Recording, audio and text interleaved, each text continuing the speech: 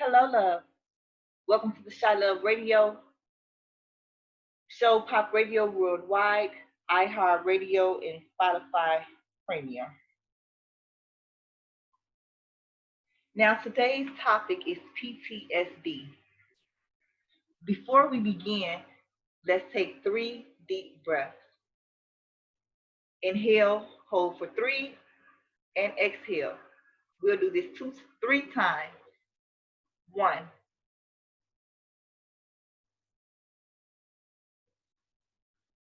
2,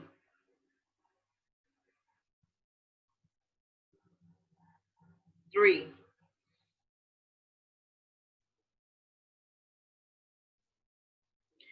As I stated, our topic for today is PTSD. PTSD is the acronym for post-traumatic stress disorder, which is a mental health condition that's triggered by a terrifying event, either experiencing it or witnessing it. Symptoms may start within 1 month of a traumatic event, but sometimes it may not appear until years after. So for a lot of people, like with sexual assault cases,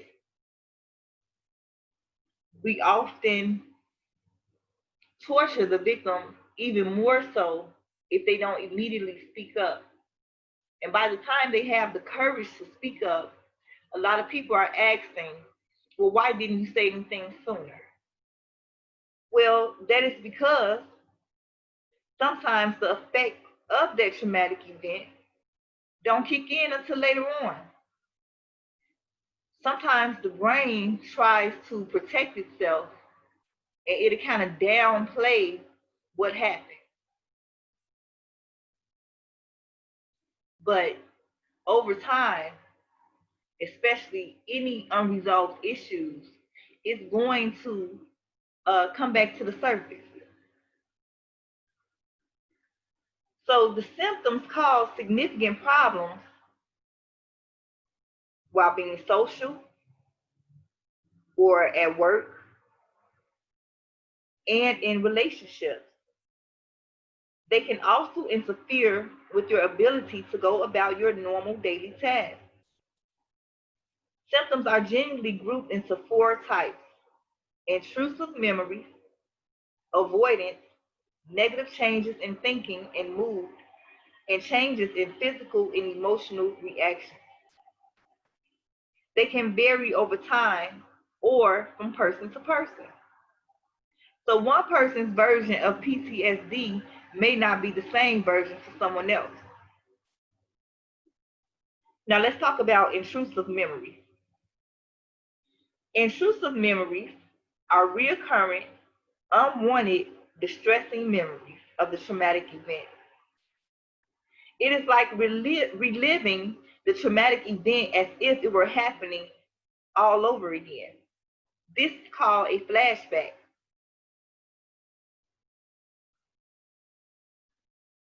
Those who have these intrusive memories often experience upsetting dreams or nightmares about the event. They exhibit severe emotional distress or physical reactions to something that reminds you of the event. Now, that something that reminds you of an event is called a trigger. A trigger is anything. It could be a smell, it could be seeing someone who resembles the person who attacked you or assaulted you. It could be a certain location. It could be the outfit that you had on that day. It could be a certain song that's on that was playing during the time of the attack. There are many different types of triggers.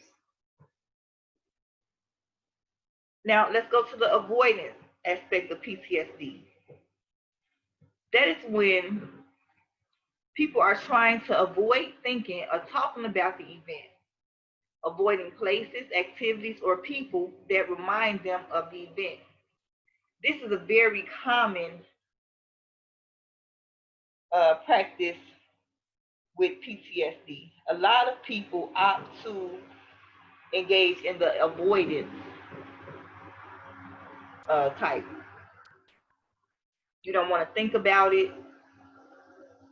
A lot of times your family and friends are telling you to stop thinking about it, to just let it go, not fully understanding how it has impacted you on a mental health level. So I think more often than not, we see more people with the avoidance aspect of it than anything.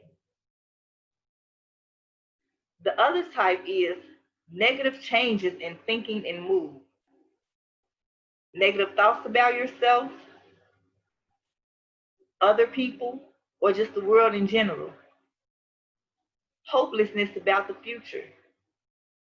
Memory problems, including not remembering important aspects of the event. That's something else that I have heard, to where a person cannot fully recall the events of the attack. As I said before, your brain will kick into protection mode, and sometimes it will suppress certain information so that you don't lose it, basically. So those who are claiming to be attacked, just because they don't readily remember everything that happened, we can't just disregard their testimony. These people actually have a difficulty maintaining close relationships. This is because a lot of times when you have been attacked, now you're living in fear. You don't know who you can trust. A lot of times hurt people hurt people. So their irritability and agitation and anxiety is often taken out on loved ones. Even though people have people around them, they still feel detached from their family and friends. They start to exhibit a lack of interest in activities that they once enjoyed. They have difficulty experiencing positive emotion. I've come into contact with quite a few people who have difficulty experiencing positive emotions. There was even a song on some radio station, and the young man was saying how he was taught not to love. He was taught not to show love. So a lot of people are already kind of conditioned with that.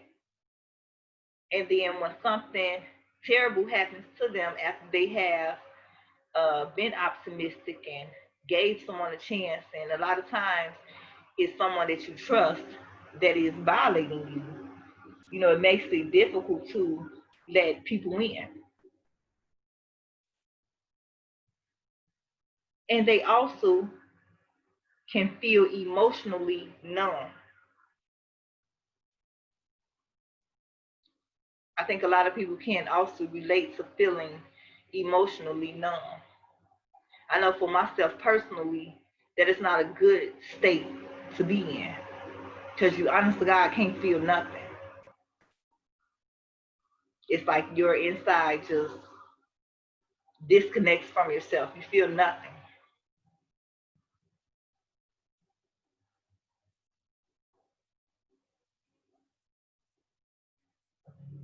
So you'll also see changes in physical and emotional reactions, like being easily startled or frightened, always being on guard for danger.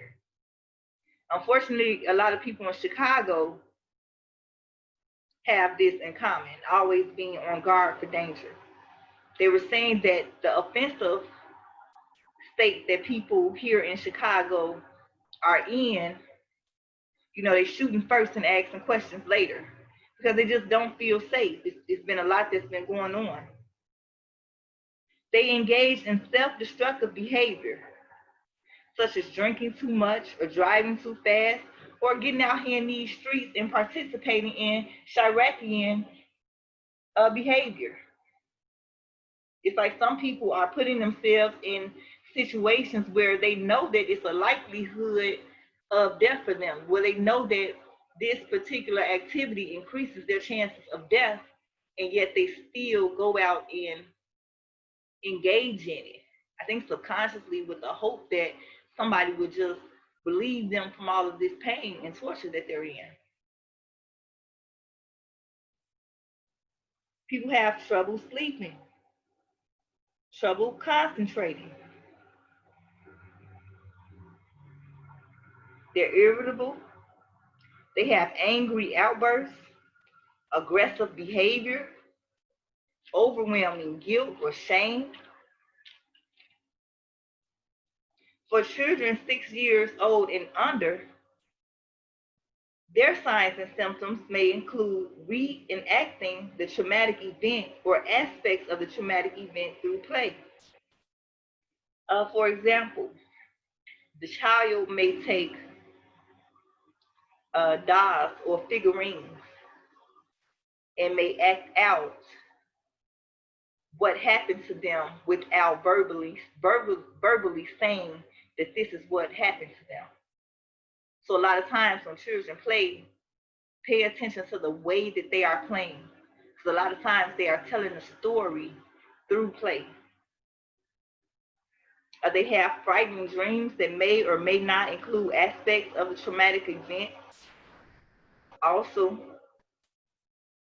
especially with children 6 years and under, depending on the level of fear that that child experience, it can regress their language back to babbling like a baby.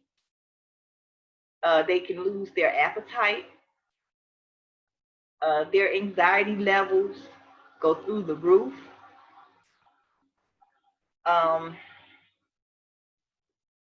Sometimes they don't want to be touched at all.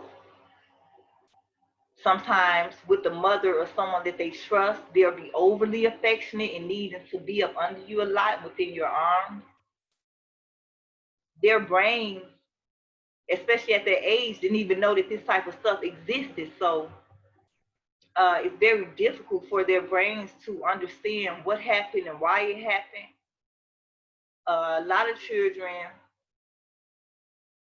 six and under, don't even, they're not able to give you all of the details of what happened. And sometimes what you just have is evidence that it happened, or all that they can say is that, they were hurt by somebody. But their brain won't allow them to relive that incident. And a lot of times they will repress those memories. It is very important to get your child into some type of therapy. And ages 6 and under, they will engage them in therapy play. And although, you as a parent want to know exactly what happened so that you can know exactly how to move, it is not wise to try to force that child to talk about it. What you do is just leave that comfort space of letting them know that whether it's good or bad, they can come and talk to mommy or come talk to daddy, a big sister, a big brother, whatever trusting family member there is, and to let that child know that they are safe now, that they are protected, and do what you can to make sure that your child is not put in this position again, especially with the people who hurt them at first. I think there's certain lines that people cross, there's no coming back from. And something with like sexual assault, something that causes a person, especially a child, to have PTSD, that's not something that is like a cold where it comes in for a couple of weeks or a week or whatever and goes away. This is really an ongoing healing process. A lot of people who were especially sexually assaulted and received some type of trauma through that, those undealt with issues can result in that child later on becoming the predator. They will some type of way rationalize it to think that because it happened to them, it's okay for them to do it to somebody else. They may become very promiscuous. They may have gender identity issues.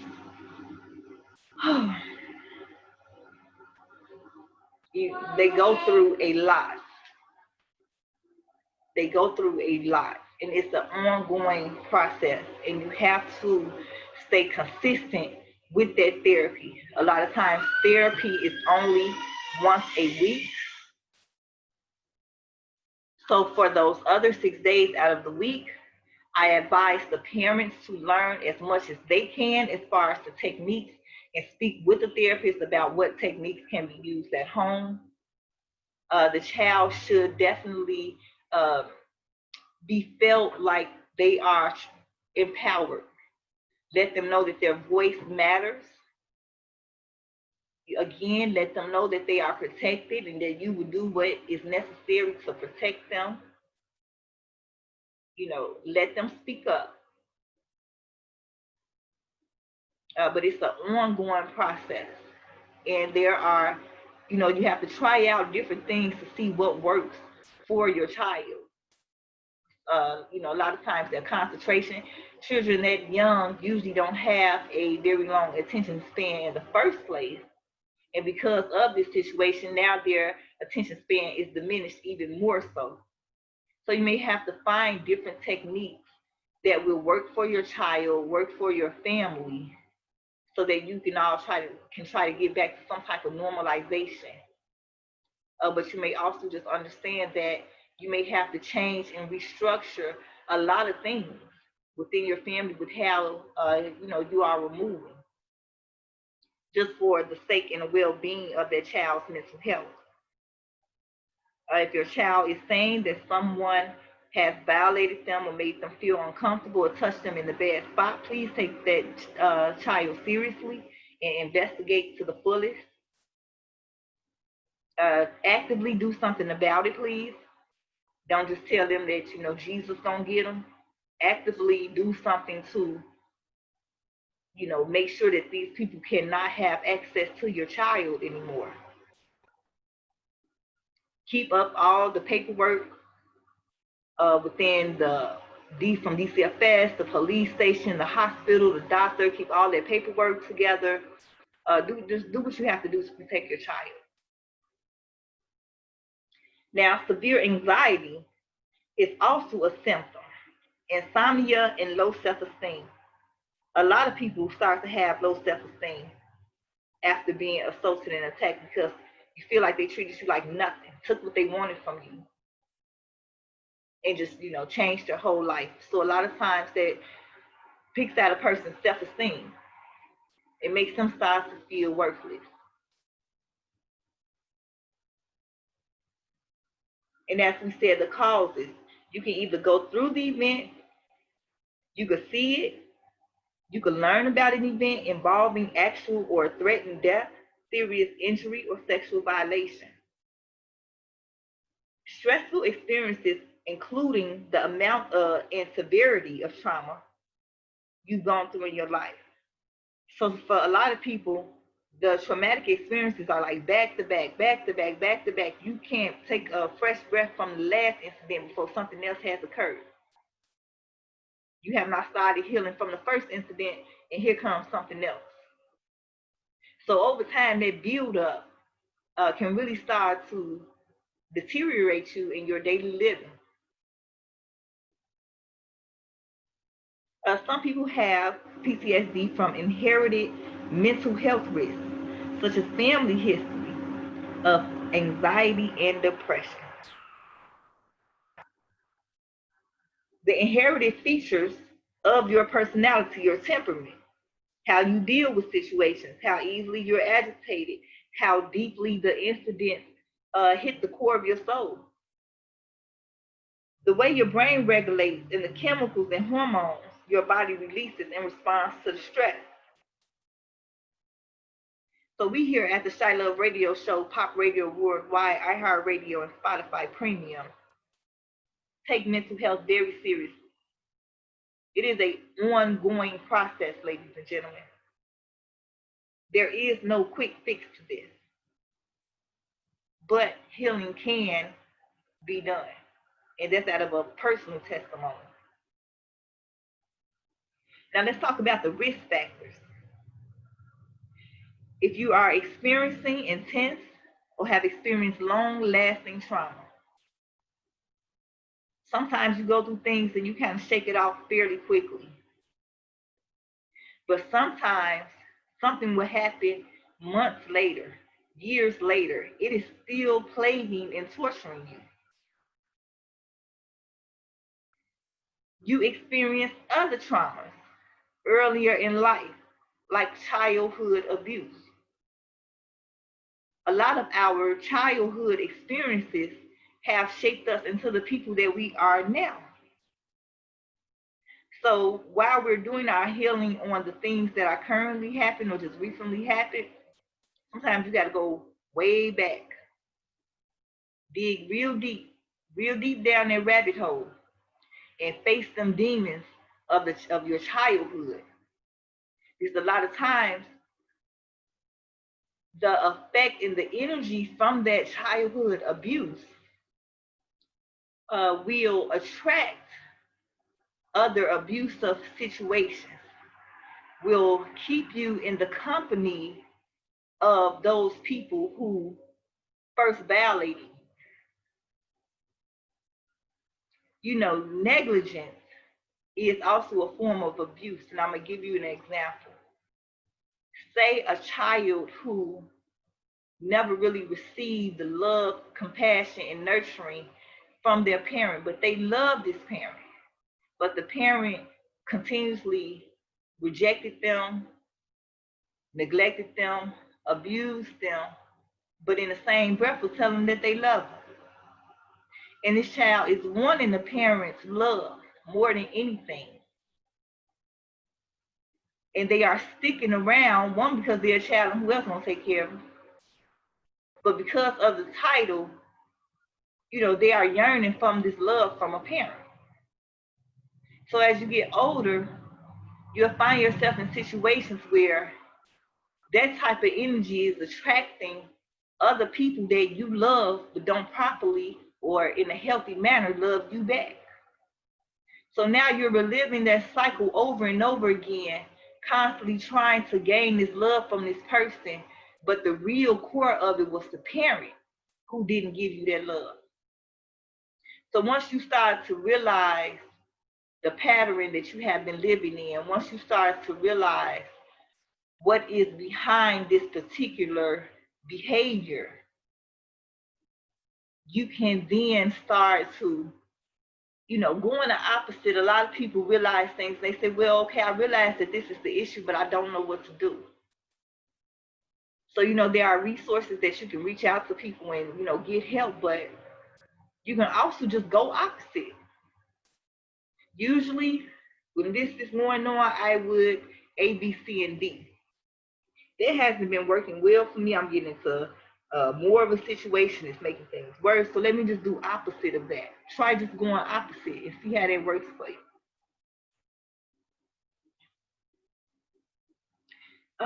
Other risk factors are having a job that increases your risk of being exposed to traumatic events. For example, military personnel and first responders. And we've been talking a lot about what's been going on currently, especially with the police here.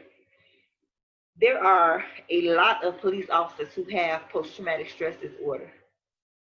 I can only imagine, I don't even really want to imagine the things that they are seeing on a day-to-day basis, back to back to back. And, it's not excusing their abuse of power or the inappropriate behavior, but at the same time, I understand.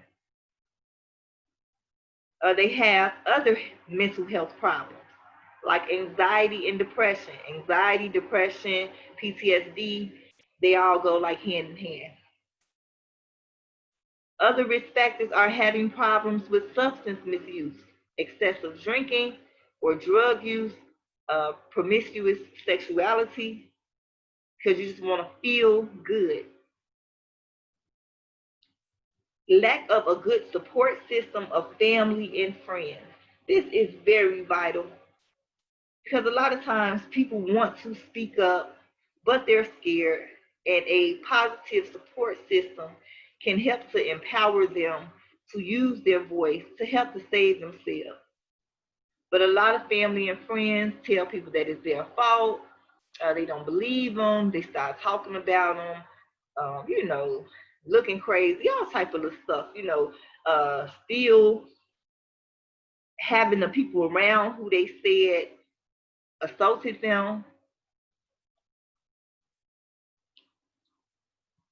And another risk factor is having blood relatives with mental health problems like anxiety or depression. Now let's talk about the kinds of traumatic events. Combat exposure, all that fighting, that causes trauma. People don't readily just want to witness somebody else getting hurt. Childhood physical abuse, sexual violence, physical assault, being threatened with a weapon, an accident, fire, natural disaster, a mugging, robbery, plane crash, torture, kidnapping, a life-threatening medical diagnosis, a terrorist attack, or extreme or other extreme or life-threatening events. And here in 2020, we have definitely been seeing a combination of things. So if you have been exhibiting some of these symptoms, you are not alone. There is help. So let's talk about the complications of PTSD. PTSD can disrupt your whole life, every level of your life. It can impact you from being able to hold a job, impact your relationship. The stress, any type of stress actually makes the physical body ill, actually makes the physical body more susceptible to being ill.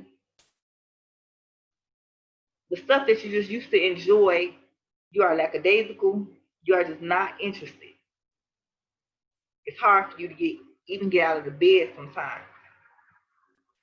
PTSD can increase your risk of other mental health problems, such as depression and anxiety, issues with drug or alcohol use, eating disorders, suicide thoughts and or actions. We've been seeing an increase in suicide as well. If you start to have these symptoms, it is wise to go and speak to your physician. Reach out to someone who is licensed. Reach out to someone who is certified, someone who can help you. Turn to your family and friends who will listen and offer comfort. If you know that this family member or this friend kind of just walks with a cold heart and they don't really take anything seriously, don't go to them. Reach out to someone who will actually listen to you, who will actually empathize with your situation, and whether they fully understand or not, is willing to be there for you out of love and concern. Turn to your faith community. There are a lot of Christians and Baptists and spiritual people, Protestants, Lutherans. We have a lot of religions. We have a lot of people who are moving toward the spiritual aspect of life.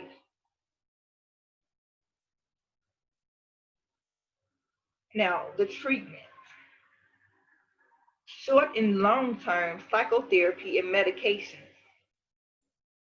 Therapy. Therapy can improve your symptoms, teach you skills to deal with, and help you to restore your self-esteem.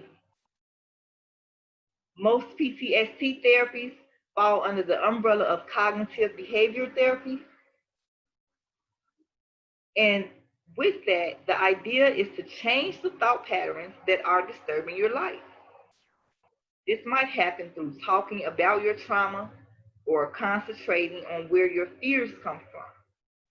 Depending on your situation, group or family therapy might be a good choice. a lot of times group and family therapy is a good choice because when someone is impacted to the point where they now have a PTSD diagnosis, it affects the entire family. The screams in the middle of the night, the cries, the nightmares, the fear, uh, it definitely impacts the entire family. It makes you angry, confused, sad. You don't understand this has, why this has hit your family. It's very disheartening. It's very torturous. A lot of times, the family members experience anxiety, start to experience some sort of depression. So it's very wise for everyone to engage in some sort of therapy, even if you have to just learn some skills and just bring them back home and teach your family. Everybody going to the family room and put on a meditation, or have a talk about it, and letting the person who was impacted by that, by letting them know that it was not their fault, that they're safe now, by expressing the impact that it had on you. Sometimes your other family members, because of what happened, it would impact them to the point where their behaviors may start to change. So it's like really a huge family healing that needs to be taking place.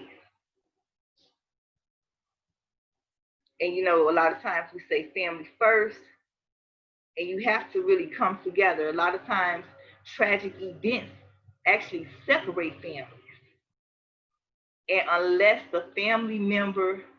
there's a family member involved who was the reason for the PTSD, it's very understandable that they are excommunicated from the family, because let's be real, they will forever be a trigger for the person who was assaulted. People in affiliation at the time when the assault was happening, or right after the assault was happening, that's all mixed in for that child. And to force that child or that person to have to endure them is just a re-triggering. And the healing and the work that you're doing, you're going to have to go back and reapply it and reapply it and reapply it. So it's really best to, just as I say, do what you need to do to keep your family member protected, to be mindful of the effects that this assault has had on not only the person who went through it, but the rest of the family. Because sometimes siblings also are impacted. The family period is impacted. And you're so adamant about focusing in on the child or the person that the actual act occurred, that you will miss out on the other family members who've been impacted by it. So it's good to communicate as best as you can during this time. Have patience with each other. Give each other some of the personal space to just try to come to terms with things. Try to be very supportive and understanding of the anxiety and the mood swings and so forth. Just come together and show love. Love is very powerful, and it exalts over all things. And the more love and healing that you apply to a situation, the more chances that it would have for a positive impact in the healing process of that person.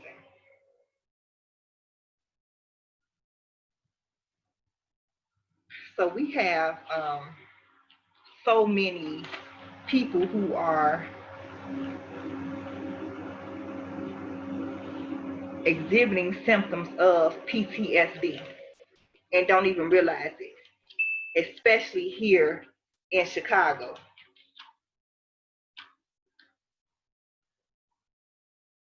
And I urge you to reach out to somebody. I urge you to not deny what you are feeling. I urge you to keep some type of journal, keeping track of your feelings, keeping track of your the way that you handle it, becoming more aware of yourself, so that when you do go and get the assistance, the more aware that you are of yourself and what is going on with you, the more the therapist will be able to help you. It's going to begin and end with you. The therapists, the doctors, the counselors, the police, the specialists, everybody will, hopefully, the court system will only play a certain percentage of your healing, if that at all. But you are the one who is going to have to be responsible and, find a way to pick yourself up, to take your power back, so that you can try to live a normalized, happy life, the life that you were ordained to live before this incident even happened to you. And hopefully, as you start to heal and start to grow and start to understand, you will be able to start to help other people. You never know how the situation that you are faced with, how you will be able to use that as a catalyst to start to help other people, in addition to continually helping to heal your own self. The deep breathing, especially with anxiety. Deep breathing is really good. A lot of times when we are in pain or have anxiety, we'll stop breathing or we'll improperly breathe. Sometimes you got to blow it out, blow that extra pressure out. Find things that work for you. Don't be ashamed to speak out and say, I need help. I feel myself unraveling. And if the people around you would not support you, go outside of your comfort zone to seek assistance from somebody else, and keep saying something and keep calling and keep reaching out until you receive the help that you need.